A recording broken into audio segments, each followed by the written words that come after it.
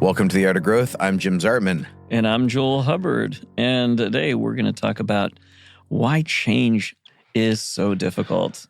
I think about a decision my wife and I made years ago, and it was to buy a house. It was our first big decision together. I'd like to say that it went smoothly and it went, harmoniously, but it was difficult. It was super, super difficult. It's one of the most stressful things people can do, right? Yeah, one of the most stressful things. But that's what I mean in terms of big decisions. It seems like smaller decisions don't have as much at stake.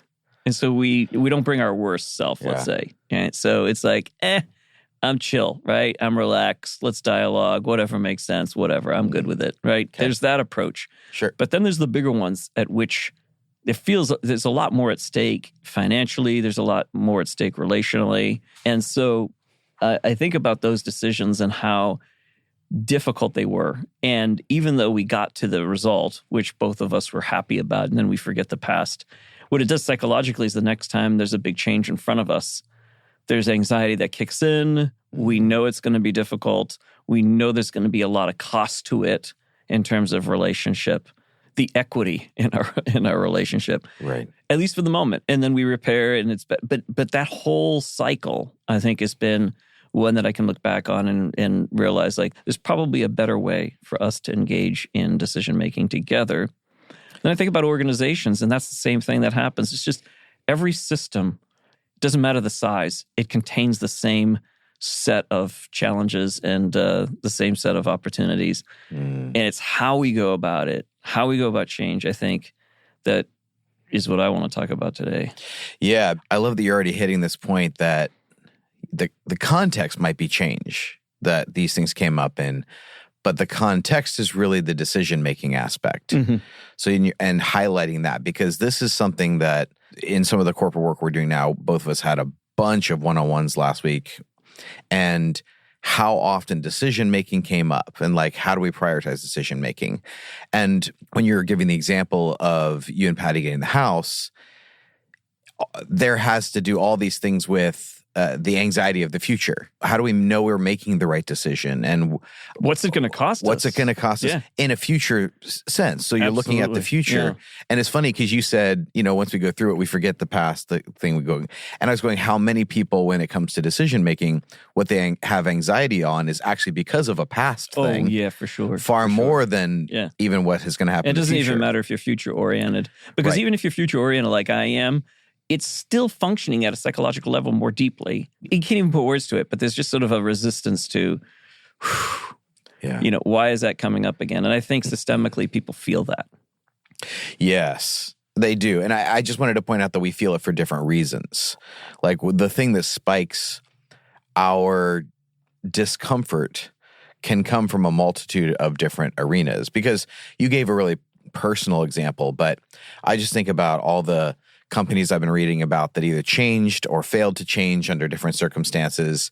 And like some of them, it's like the cost of the change. And then some of them making unnecessary change because they were decision-making. They were motivated by different kind of things. They wanted to, we're going to stay ahead. And they got so far ahead that no one was, the market was there. Yeah. And things where they ignored certain aspects. I was reading about the power outages in Texas in 2021, where they were trying to do all these cost-saving things, but that they didn't prepare for one of the worst winters they'd had, and then millions went without power during the worst temperatures, and like it caused complete upheaval in the state. And it's like, well, we're trying to deal with this immediate thing. We've talked about this, and this came up a lot in my sessions last week, this relationship to the future, to the present, to the past. Like, so they were really focused on the present and get the cost-saving measures, and they weren't prepared enough for the thing that came. And there's other times where they were so preoccupied with, well, this is how we've always done it. This is what we're familiar. This is our tradition. This is what we do. They're so past focus that they miss what's happening right in front of them in the immediate.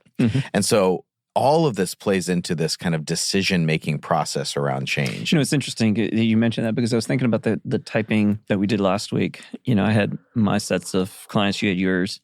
I wonder if you came across some similar things. I had some who were like totally cool about the new role they were in and were actually pretty excited. I had two of them do that, right? Totally, I had that too. And it was interesting because when I went and examined or did kind of an analysis around their instinctual stacking, it was like oh, it made all the sense in the world why that would be. One, wasn't really leading a team. Yeah. And then is now leading a team. And the way he was describing it, even from the onset, I didn't do anything around instincts. From the onset, he said, yeah, I was a solo player prior to this point.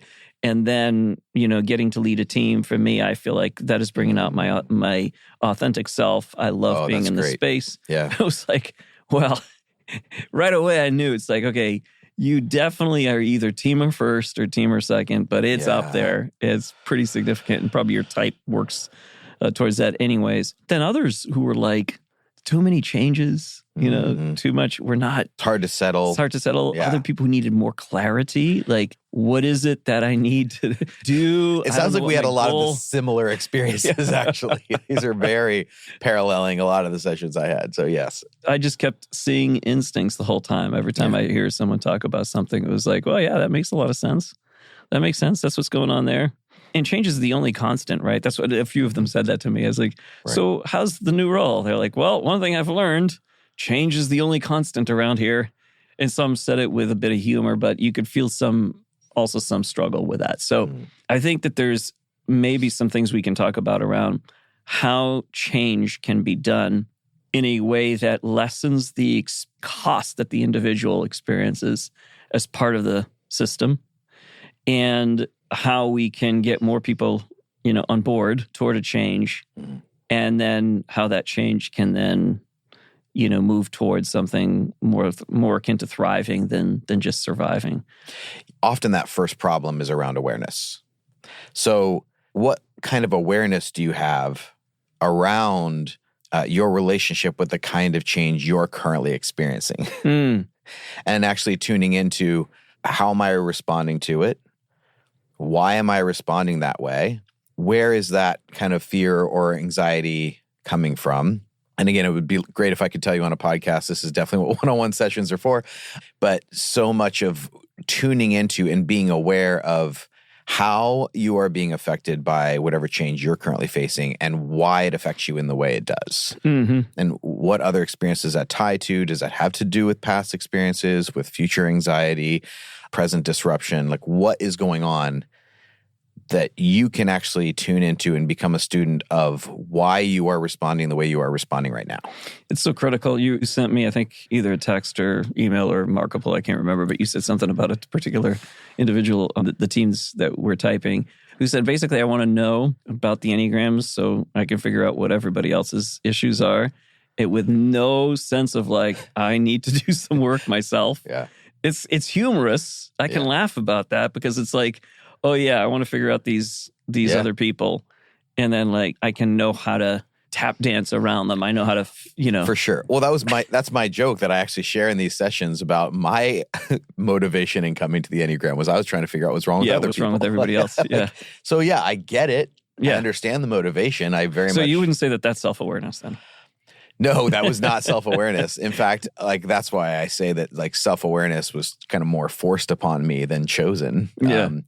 Which I think it's better if it's chosen. I refer to an old professor I had that said, there's two teachers. Like the choice, you can make the choice, or you can have the pain. Choose your teacher. But sometimes it is the pain that makes. Yeah. I think the pain is that teacher. Like it's trying to tell you, hey, I want you to pay attention to this area of your body, like when it shows up in pain. This may need a little bit more attention. And what I've noticed when people feel pain in their body even, they respond either by, I want to go as still as possible. I want to make sure I don't disrupt it. And sometimes it improves it temporarily, but then any activation of it actually creates the pain again. So that didn't work. And then some people will just try to push through it. Well, I'm just going to keep going like I normally do and hope it gets better, and they injure it worse, right? So when pain shows up in the body, it's there for a reason. Give attention to that. Tune in and have an awareness of what you actually need. How much, rest and ice, how much do you need? Do you need physical therapy? Do you need a certain kind of movement? Do you need to work some adjacent muscles so you're not having that pain around the body? So when pain shows up, it's a great teacher, but it's like you have to take the right lesson away. Yeah. And so often I think people don't, because they respond either in a response that leads to injury, I just ignore it and keep going, or that leads to atrophy. I like overly stop and pause and I don't want to deal with it. Yeah. And so then it's almost like I've ignored it. I got away from it. I moved. I went to a different job. I went to a different company. And then a similar experience comes up and then the pain is reactivated. Mm-hmm.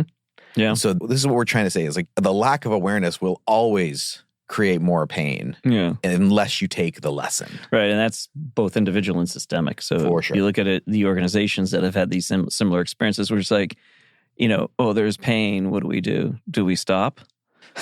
No, we just keep going and we change something else. And that's one of the organizations we work with is it's always throwing a new change in the mix. As soon as it gets like to a point of, we're starting to feel it. So you think there's overuse of a particular instinct that happens there? You saw where I was going with that, huh? No. The overuse of an instinct. And then that happens conversely on the opposite side. It's like, oh, too much change. Oops, slow down, stop. Right? And those organizations end up dying by indecision. Death by red tape or indecision. I'm going to mitigate pain by trying to set up all of these tiny little things that will prevent that kind of a pain. That's hugely insightful. And then because of that, I then have now created such a block that nothing can get through, including growth and opportunity. Including growth. Oh, damn, yes. Yes. Oh, my gosh. Can you hear me in the back? Yeah, I'm preaching. Oh, it's good. Yeah, think of an organization right now that is gone through, it's a religious organization that's gone through some challenges. Okay. And you know what the feedback immediately is that I get? It's like, we need more accountability. We need more, and it's always more layers. Yep. And I get the sentiment. I totally get it because I was there. I got run over by the machine too. So I had that reaction. It really is a reaction by instinct. Like, now we have a problem. Let's add more self-preservation. Let's add more farmer. Let's make sure this never happens again. We have more layers. We protect, but then there's no forward movement. And then the other extreme is what we just mentioned. So it's funny how there's no right instinct. like this is the right one. This is how we should do it. And self-awareness is why it's so critical, both for individual self-awareness, but also for the collective and the systemic. Like, is it aware of what it's doing as a system? Gosh, we've done this so many times before. This isn't working. Maybe we should consider something different. And that's what I think what we want to suggest is when it comes to change, there's probably a good way of engaging it or a better way of engaging it. And it's through those three instincts and including them more intentionally, I think, in decision-making or in change when change is about to take place. So if we're about to make a change as a family system, as a nonprofit, as a for-profit, as a whatever, any system, any structure like that, what would be some of the first things we need to be thinking about? First things we need to be doing, Jim. Thinking about the instincts. We're going to have a whole new tech change here. It's a big one. It's going to affect everybody. Like why is this change happening? In the scenario, if we need to introduce this new thing, why? That's the first question that everyone asks, right? Whenever it comes to and for different reasons. The why is very different by personality, I think. For sure. But yeah, there's the first question as to why. How's this going to benefit the organization? How's this going to benefit me as an employee? Like, I want to know. And how's it going to disrupt me? Right. What's the cost going to be to me? How long is the pain going to be? How long is the pain going to last? What's the adjustment process? It could be team or it could be hunter that's like initiating that kind of a change, seeing that there's something that needs to be different. But the why questions are always instantaneous. So why? Yeah. So that's the first question they need to address is the why. Now, some people think, okay, the why is because we don't want to fall behind, or this is going to make us more efficient. It's generally the answer. It's something like, this is going to produce better efficiencies, better outcomes.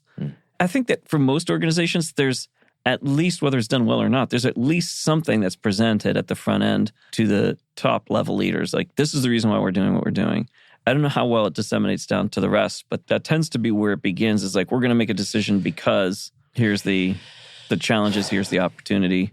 And one of the things that we've seen in a lot of different organizations where there's a lot of clarity at the top, but then you go one layer down and there's a little bit of confusion. And then when they share it to the people below them, a lot of times they share it in the context of like, we have to do this. We should, I'm sorry. And like, this sucks. And I don't agree with it either. And by the time the message starts to disseminate, it actually changes like impact and context because of how it's handled at the different layers and how it's perceived. So like that's another thing too that, yeah. And I think there's also ones where I just want to give a real world example because I think right now where we are in this moment, every company is going, we know AI is going to have a huge impact. Yeah. We need to be ahead of it. We need to figure out how to utilize it. We need to understand the tools. We need to understand the capacity. And so different people I talk to, I was talking to a guy recently and he works in a lot of like deals with computer crime. And he's like hates AI and he's trying to be completely against it. And like, it's one of those things where you can't ignore this thing right now. But as you're talking about it, people don't know the impact it's going to have. Like it is a change that is forced upon you. Yeah. It's one that is going to impact everything, but no one knows exactly how or what jobs it's going to influence or how we should best be using it because we don't totally understand the tool yet.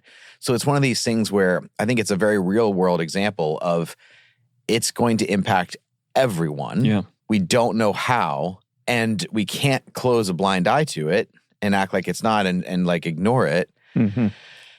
But nor can we say, well, we're going to bet our future that it's going in a particular direction, right? Because some people are doing that. And so I think it's it's an example of something currently happening that is creating anxiety. Yeah. And that is stirring up a lot of what we're talking about. Well, and I think that there's a problem with real dialogue today. I don't know that people know how to do it in a way that is both really listening, really hearing what others are saying. Yeah. So that you're not just listening as a means to answering and as a means to pushing through your agenda as a leader, or listening as someone who's maybe in a lower level leadership in the system, listening but sort of dismissing or having your own interpretations, very little ability to hear.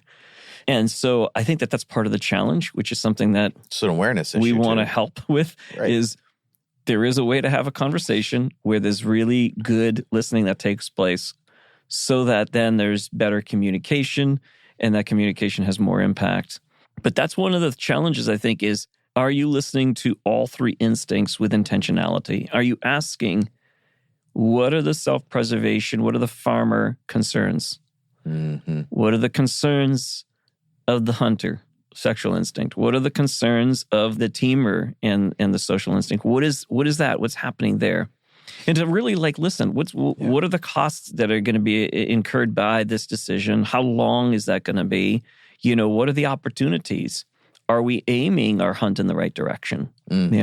So, who are the people that are going to be most affected by this and what roles should they be playing? It's like, if we're thinking through, listening well through all of that, then we can say, okay, now we understand how to communicate the message better through the organization. It's funny because I did this with one of the team leads at this company that we're working with right now. And it's funny because I said this to her and she laughed. I said, you're a hunter. You should never be the one communicating anything to do with farmer stuff. That's your third. You're not going to have any credibility in the space. And she laughed and she totally owned it. She said, 100% I get it because every time I've tried, it falls flat. I was like, okay, so what you need to do falls flat or it creates anxiety? Probably both. Probably the anxiety more so. How do you both listen well, take that in, and be a proponent of it, but not necessarily be the one that's leading the communication piece on that part? But imagine if you brought in a farmer and said, hey, listen, this is going to be a big thing. Lots of people are going to be asking questions about this. Could you help me? And not only craft a message, but could you help me communicate this message? And now you're getting better communication across three instincts because you're listening and you're also getting others who represent those instincts to advocate. It's the whole thing of, I know it's under fire, but DEI, people said things like, when I saw someone who looked like me, it gave me the thought that I could do it as well. Yeah. It's the same thing with the instincts. If the only instinct that's presented at the top is the hunter instinct or the teamer instinct or the farmer instinct, the other instincts don't feel necessarily like they can enter into that conversation or that they're entirely seen in that process. So that's why I think from the starting point, the communication piece, taking that approach is something that I feel like a lot of organizations fall short of doing and could be so benefited by doing that. Yeah, I have a lot of faith in people to figure things out, but it is a unique time where because of technology and social media, people do live in such echo chambers more than they have been able to in a long time. That has had an impact that we are less self-aware because we're getting confirmation constantly that our way is not just right, but righteous. And when you believe your cause is righteous, you don't actually question that much whether or not you're right. And so this has reduced the capacity to have these kind of dialogues. And this is happening simultaneously with the most disruptive technological shift in, I don't know, last 30 years or so. So it is a really disruptive time. So this is why I want to just circle back to the awareness piece, is noticing what's happening in you, why it's affecting you, how you're being impacted by it. But then where do we go from there? Mm-hmm. Well, as we said, I think the first piece is the communication piece. If you're going to communicate change in a family system, in an organization, do so with those three instincts in mind.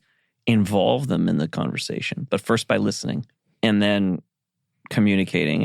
And listening really comes down to, can you say what it is that they're saying in a way that they would say, that's it? Say that again. When you communicate with a person, can you say what they said in a way that they would say, that gets it? Yes, that's it. That's what I'm saying. If you can't do that, you haven't listened. That's always been a good litmus test for me. It's like, can I repeat what they just said, but not parrot it? Like, put it in my own words. And they would go, yeah, that's very good. Thank you. That's it. And if I can't, then I haven't heard them.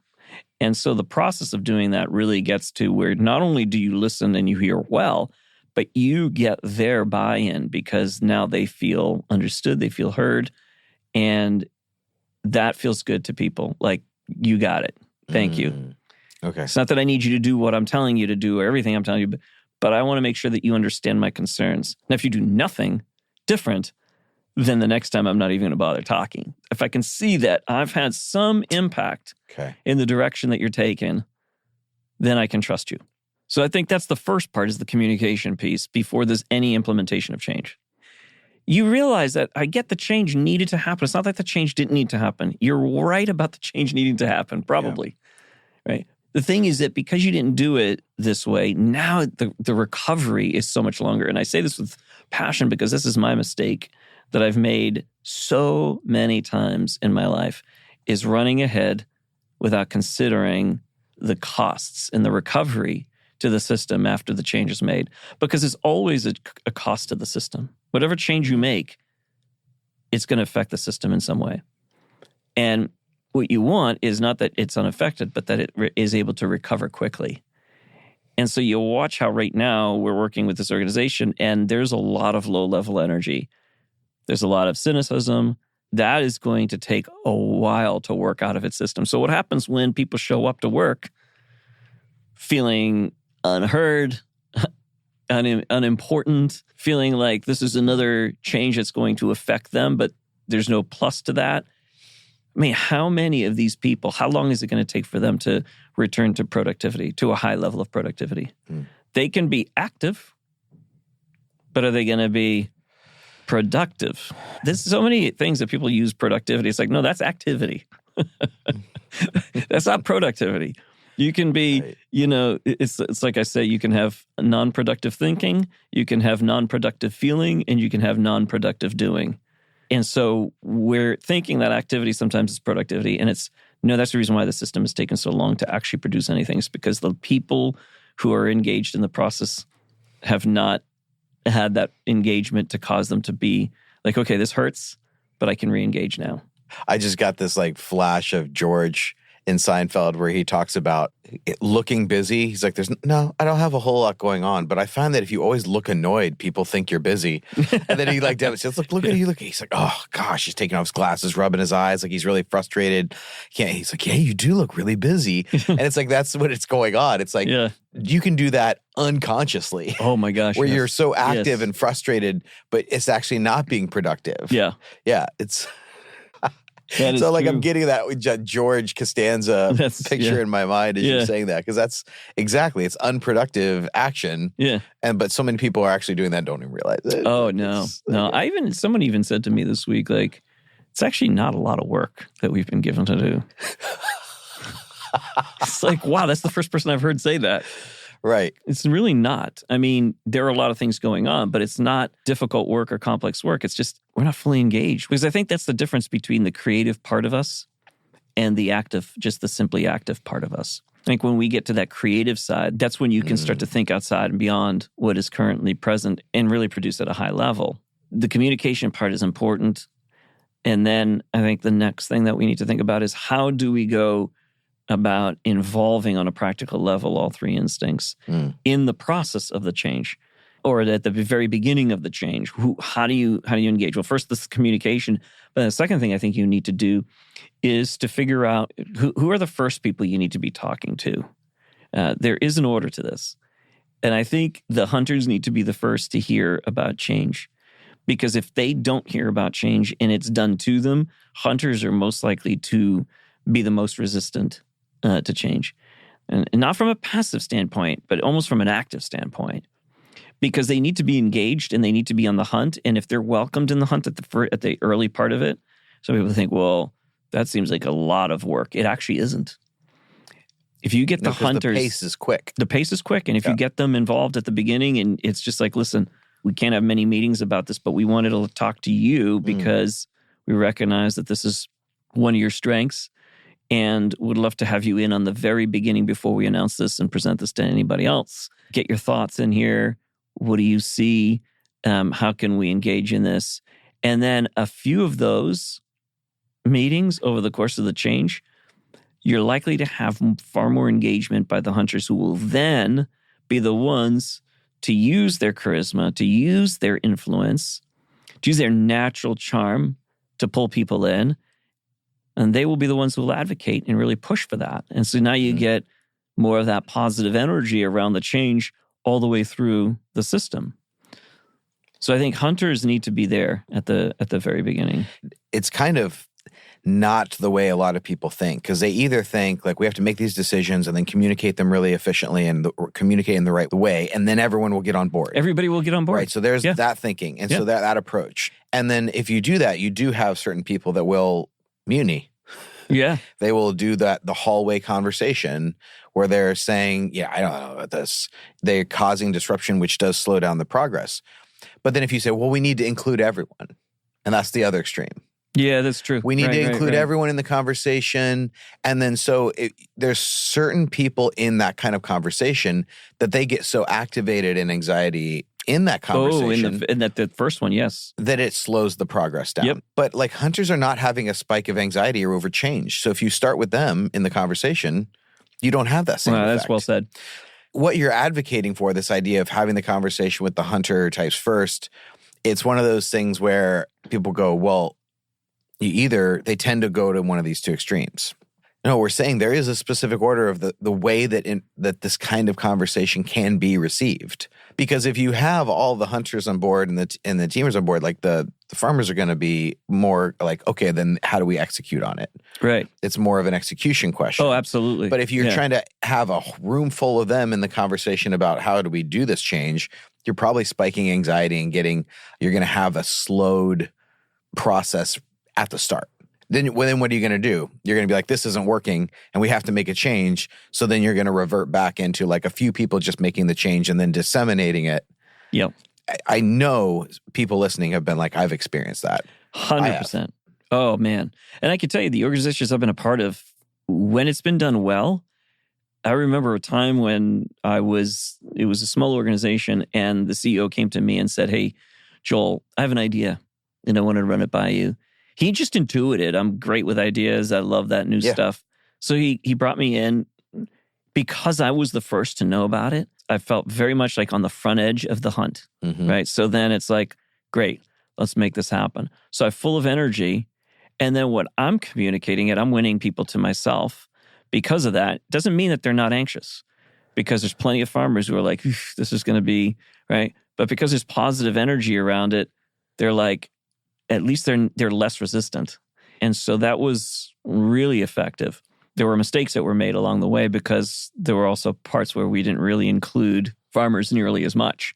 And I think that goes to the second piece that is so important is once you have the hunters, and now I'm actually not sure yet whether if the next step is teamer second or farmer second, or if both are to be done at the same time.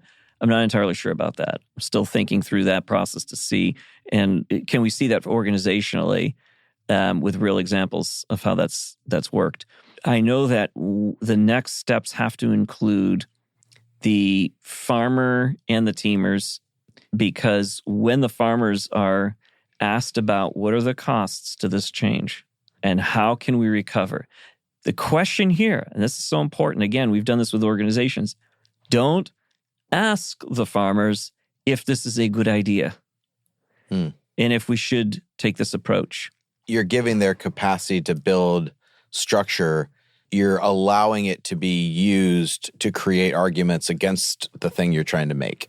Absolutely. Yeah. Because a farmer by nature is one that prefers structure and consistency. And if they would have it their way, particularly in survival mode, you're going to get that reaction. By the way, the reverse is true for the hunter. We can play the same game with the hunter. It's like there are times where you don't want the hunter involved because the hunter is going to think change is the only way forward when actually there are times where it's the opposite. And so this isn't to say that that this is better. It's more of like in change, when we're talking about something very specific, you don't want to have asking the farmer, is this a good idea? But rather, what are the costs? Now, here's where it gets to whether it's a good idea or not. What are the costs? How long would it take us to recover from this? What would be a way for us to return to some kind of sustainability so the organization continues to thrive? Yeah. If at that point you realize that's not going to work because the costs are going to way outdo, the risk at that point of change is actually greater than the risk of staying the same. And then at that point you would discover that. But if your starting point is, should we do this? The reaction generally from farmers will be no, because of the potential.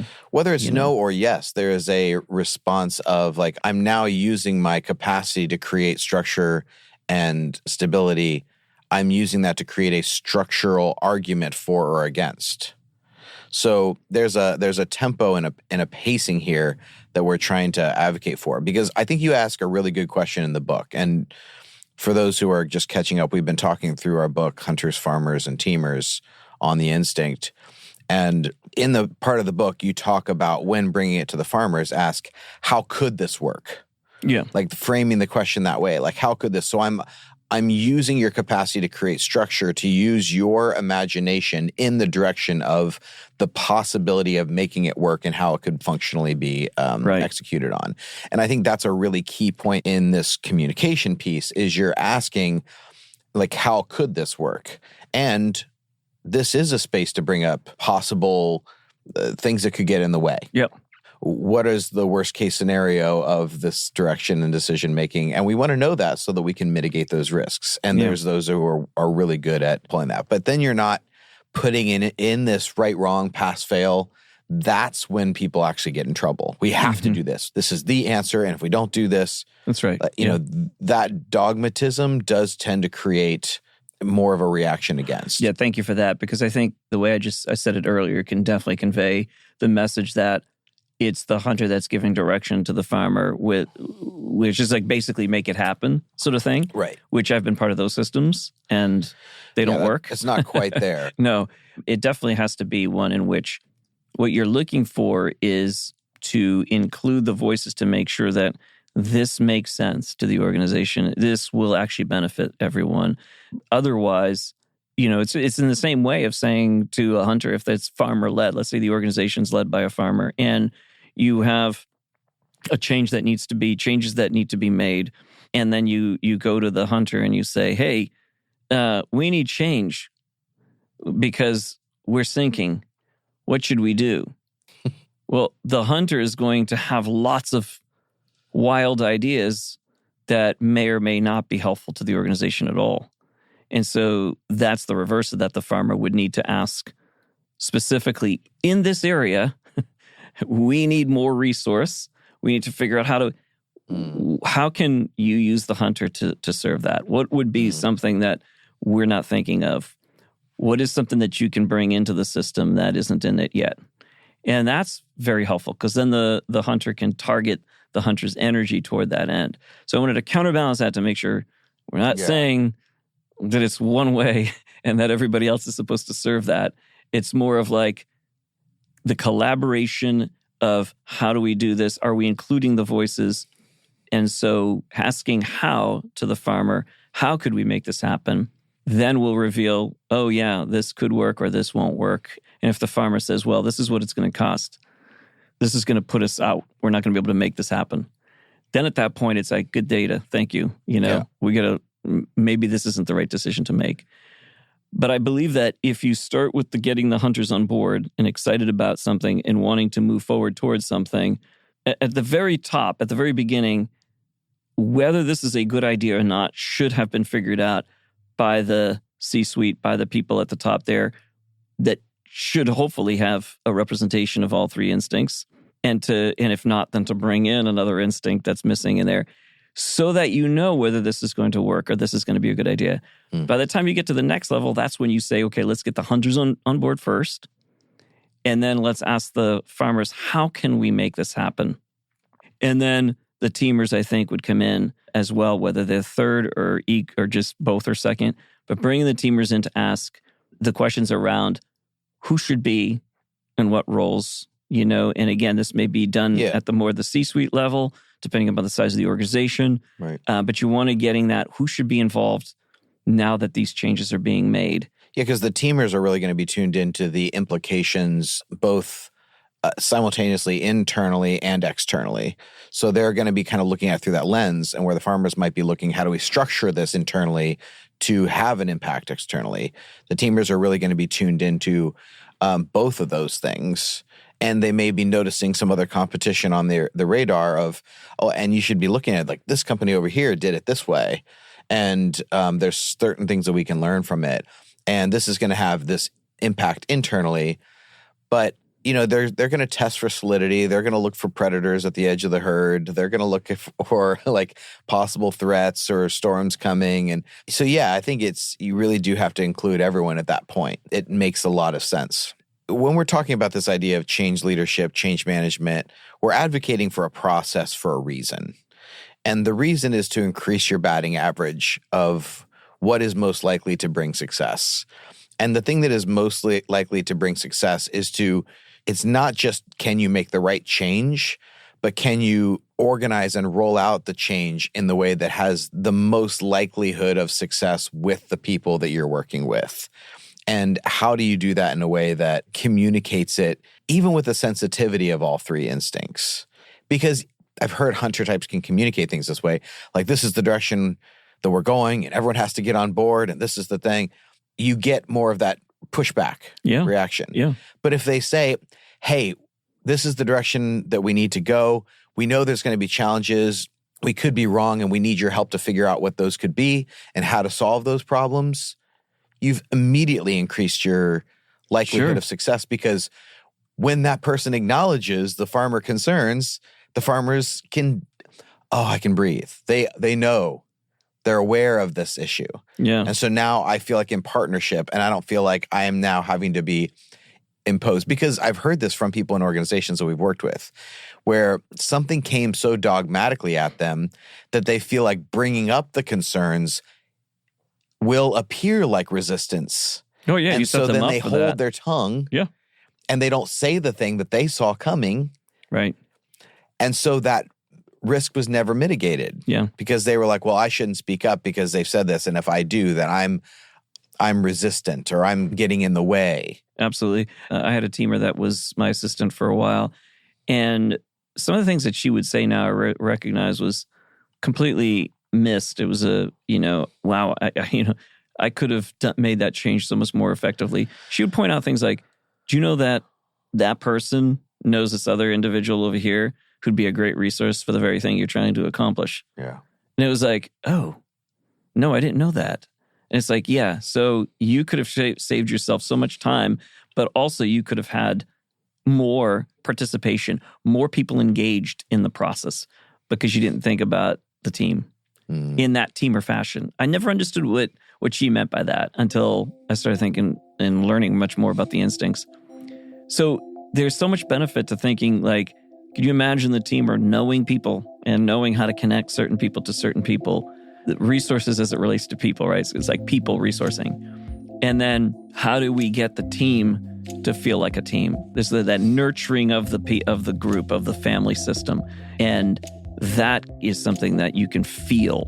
I mean, in a team that has a lot of that teamer instinct in it, you can feel that when you're in there. It's like, oh, this is a safe place. Oh, this is a place where people know each other. This feels like a very comfortable place. That's substantial when you're making a change, because that's one of the big things that is thrown off.